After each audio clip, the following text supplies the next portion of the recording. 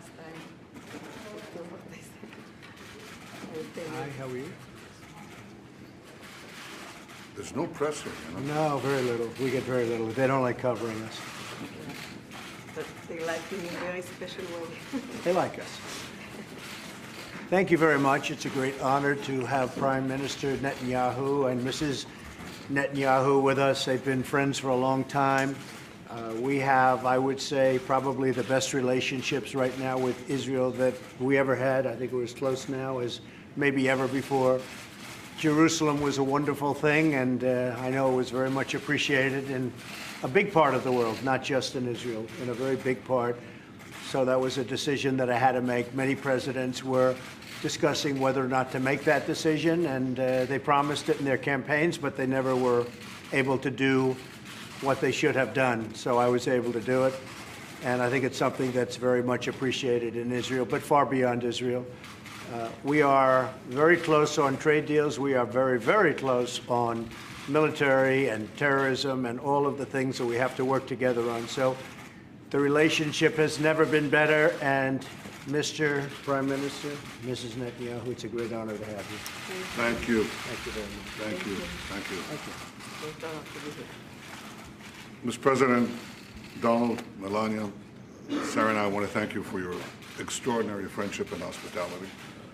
It's always a pleasure to see you both, but this is the first time we meet in Washington, America's capital, after you declared, Mr. President, Jerusalem as Israel's capital.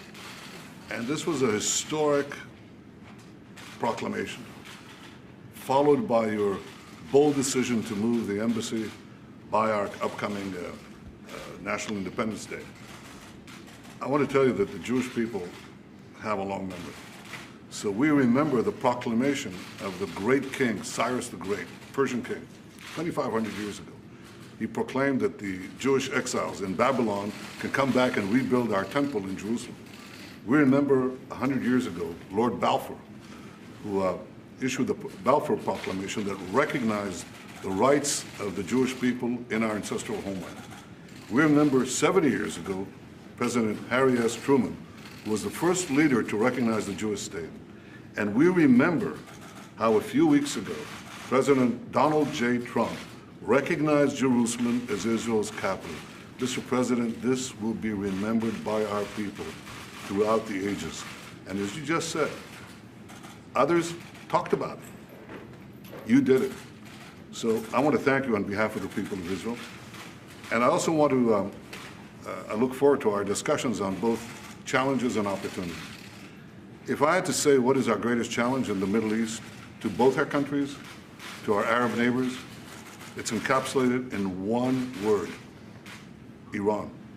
Iran has not given up its nuclear ambitions. It came out of this nuclear deal emboldened, enriched. It's practicing aggression everywhere, including on our own borders. And I think we have to stop this country that chants death to Israel, death to America. Iran must be stopped. That is our common challenge. The second is seeking, because of that challenge, to exploit the opportunity for peace, because the Arabs have never been closer to Israel. Israel has never been closer to the Arabs. And we seek also to broaden that peace to the Palestinians. So I look forward to those discussions, but I want to just reiterate what you just said. Mr. President, I've been here for nearly 4 decades with seeking to build the American-Israel alliance. Under your leadership, it's never been stronger. And the people of Israel see your position on Jerusalem. They see your position on Iran. They see your magnificent defense of Israel and the truth in the United Nations. And I, as Prime Minister, see something that you as President see, but others can't see. It's the extent of our intelligence and other cooperation in matters that are vital for the security of both our peoples.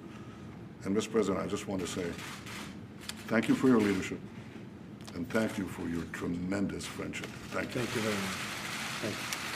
My honor. Mr. President, when you introduce your peace plan. Thank you very much. I may. They have started, as you know, construction, and I may. We'll be talking about that and other So you things. may come on May to open I may. this. We're looking at it. We'll have it built very quickly. A lot of people wouldn't be doing it quickly like that. We're going to have it built very quickly and very inexpensively. They put an order in front of my desk last week for $1 billion. I said, $1 billion? What's that for? We're going to build an embassy. I said, we're not going to spend $1 billion. And we're actually doing it for about $250,000. So check that out. Now it's temporary, but it'll be very nice. $250,000 versus $1 billion. Is that good? Yeah? So can we say that you're comfortable? We're looking at coming. If I can, I will, but I'll be there again. Israel is very special to me, special country, special people, and I look forward to being there, and I'm very proud of that decision. And what about your peace deal? When will you present your peace deal?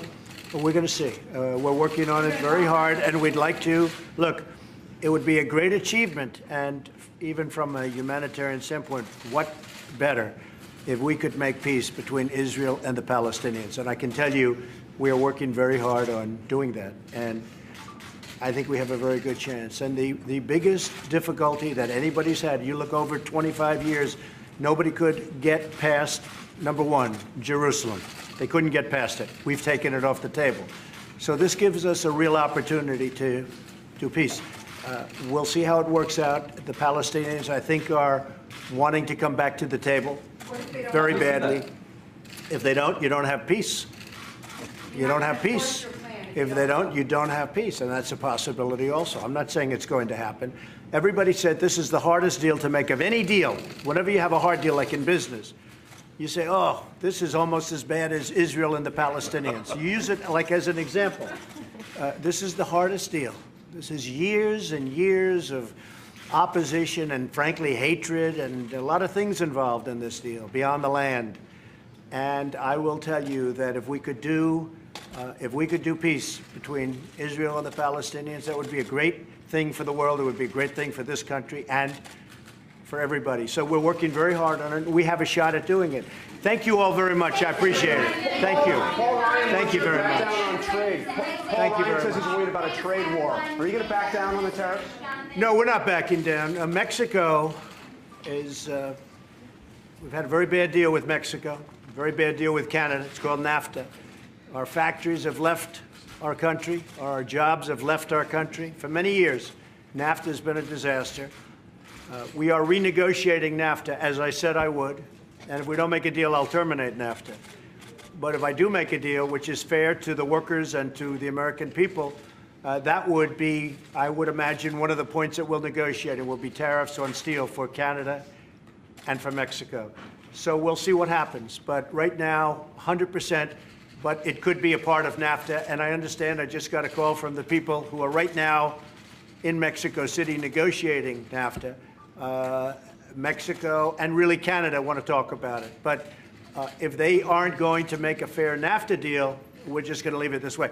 People have to understand our country on trade has been ripped off by virtually every country in the world, whether it's friend or enemy.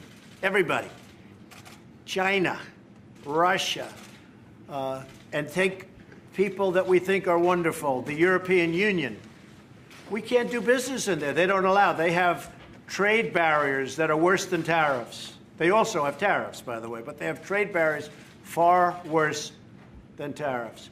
And if they want to do something, we'll just tax their cars that they send in here like water. So we may have friends, but remember this. We lost over the last number of years $800 billion a year. Not $500,000, not 12 cents. We lost $800 billion a year on trade. Not going to happen. We got to get it back. And of course, the biggest problem is China. We lost $500 billion. How previous presidents allowed that to happen is disgraceful. But we're going to take care of it. Thank you all very much. Thank you. No about a trade war. Thank you. I don't think you have a trade war. No trade war? I don't think so. I don't think you're going to have a trade war. No. Prime Minister Netanyahu, would you like to comment about the red? Thanks, everyone. Thank you. I will later. Thank you. Thanks, everyone. Thank you all. Thank you. Thank you. Thank you very much. Thank you.